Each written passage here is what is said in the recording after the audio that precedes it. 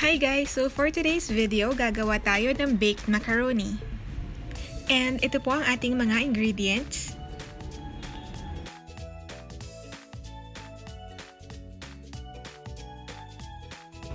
So ngayon, pinapakulo na po natin yung ating macaroni pasta.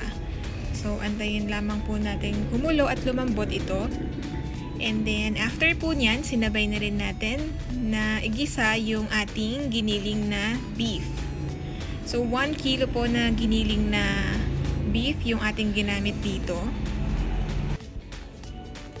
Lagyan po natin ng konting asin para magkaroon siya ng lasa. Ayan, tapos haluin lang po natin. So ayan, almost cooked na po ang ating beef. And ganun din po ang ating macaroni pasta. So antayin pa po natin na lumambot bago natin sila hanguin.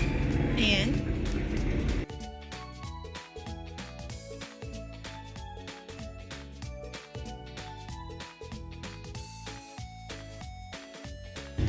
Ayan, so ngayon hiwain na rin po natin yung hotdog. Bali half kilo lang po yung aming ginamit.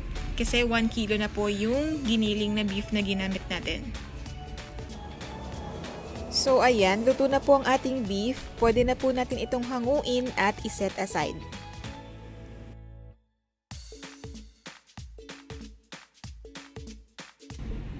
So ayan po, almost cooked na rin itong ating macaroni pasta. So pwede na natin siyang salain and palamigin.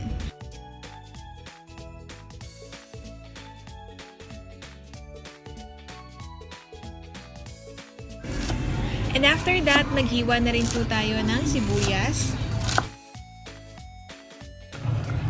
Sunod po ay yung bawang.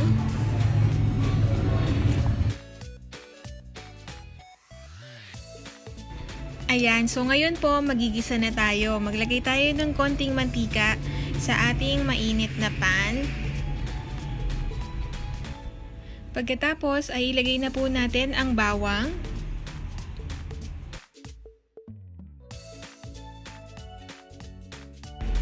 Then, isunod na po natin yung sibuyas. And then, ilagay na rin po natin yung hotdog. So, ayan, iisa lang po natin. Then, after po nyan, pwede na natin ilagay yung giniling na beef na niluto natin kanina.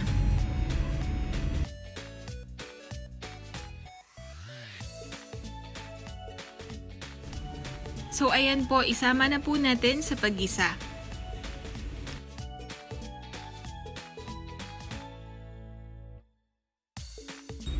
So ayan, after nyan guys, pwede na nating ilagay yung ating 1 kilo na spaghetti sauce. So pwede rin po kayong gumamit ng tomato sauce.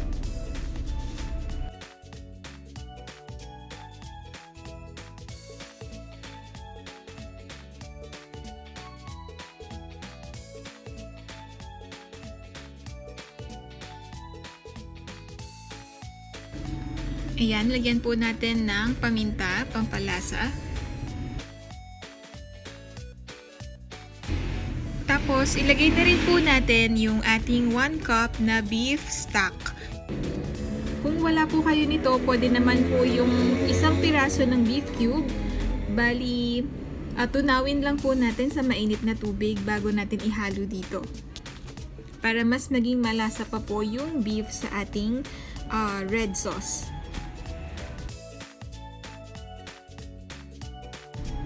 Ayan guys, so lagyan pa natin ng konting asin, pampalasa, or pwede rin kayong gumamit ng patis. Depende po sa yung dami sa inyong panlasa. Siyempre, wag naman pong masyadong maalat. Ayan, tapos haluin lang po natin, tapos pakuluin pa natin ng konti. And then after po nyan, so okay na po, luto na po ang ating red sauce. Pwede na po natin itong iset aside. So guys, ngayon naman, gagawa naman tayo ng ating white sauce. So i-ready na po natin yung ating butter. So ang ginamit po namin dito ay half nung isang buo na dairy cream. Ayan, so tunawin lamang po natin and make sure na super low heat lang po para hindi masunog yung butter.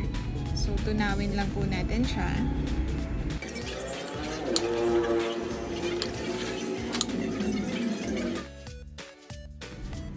Ayan guys, so kapag natunaw na yung ating butter, pwede na po nating ilagay yung ating 4 tablespoon na all-purpose flour. Ayan, so ihalo lamang po natin doon sa butter. So magiging creamy po ito at super thick yung consistency niya. So ihalo lang po natin mabuti.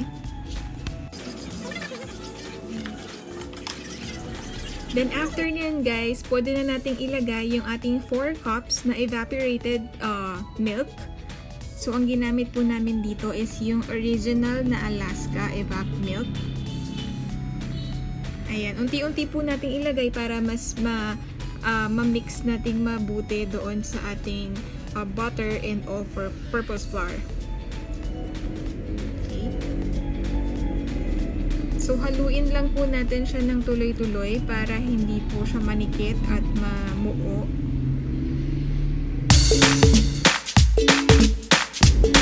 Then after guys, pwede na natin ilagay yung ating quick melt na cheese.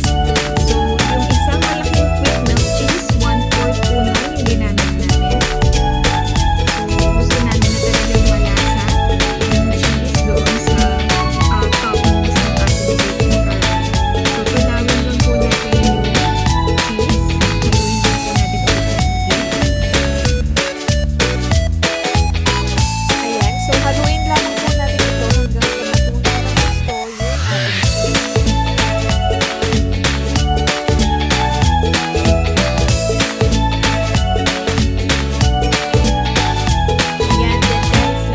ng paminta at saka konting asin.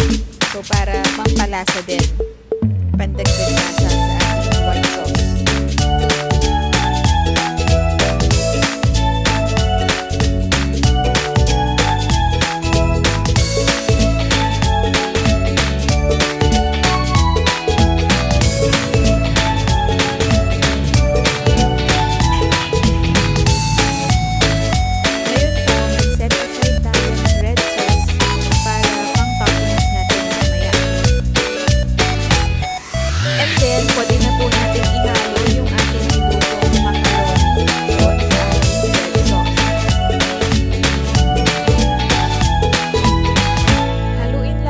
Nating mabuti para mas kumapit pa yung lasa ng ating red sauce doon sa macaroni. Pag okay na po ang patis, pwede na po natin itong i-transfer ng lagayan.